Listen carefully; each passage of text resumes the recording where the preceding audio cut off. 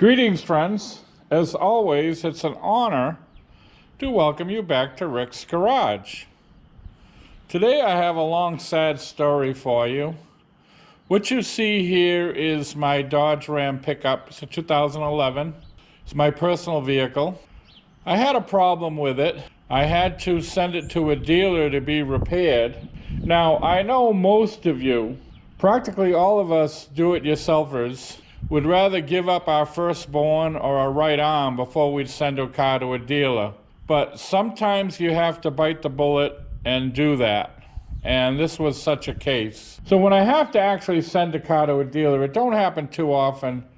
Prior to this, the last time I had to send a car into a dealer to be repaired was 2007. So that's been 16 years. So how I justify it is I've done my own repairs for 16 years, and I've saved a tremendous amount of money, thousands upon thousands of dollars, doing my own repairs, as you folks do in your own driveways. So once in a great while, when you have to bite the bullet to send a car into a dealership, you kind of take that under consideration. And that's what I've done here. I'll show you what the problem was. This, my friends, is the problem. This is called a wireless ignition node. This is just behind the dash in the lower panel. And you put your key in it, like any car, to try to start it, and it absolutely will not turn. That was the issue. I let a friend borrow the truck. He stopped for a drink, came back out, and he could not get the key to turn. So I drove up there and I could not get it to turn no matter what I did. So I had the vehicle towed home here. I found out that these parts, when they fail, this part alone retails for $657. It has to be programmed. The dealer gets several $100s for programming it. So I investigated a lot of possibilities in fixing this myself. There was one company that advertised for around $300. You could send it to them, they would repair it and send it back to you. I've heard some horror stories where the repair wouldn't last that long. The vehicle could shut off as you're driving down the road, and you could ruin the transmission if you're going too fast. There were some aftermarket places that wanted $600 coming pre-programmed. There was another company that claimed it was a genuine Chrysler part, and they would program it to your VIN number, and they wanted $900.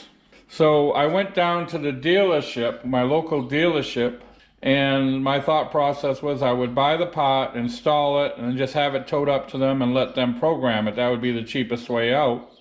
Well, no, nothing doing. If I installed this part myself, they wouldn't touch the vehicle. They had to diagnose it, they had to install it, and they had to program it.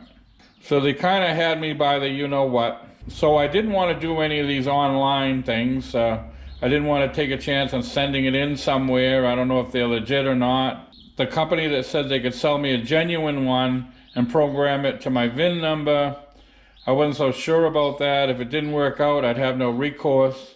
And the price that the dealer quoted me on repairing it was $1,200. So I said, for the sake of an extra $300, I might as well just send it into the dealer, let them fix it, bite the bullet on it. Like I said earlier in the video, I know you hate to send a car to a dealership.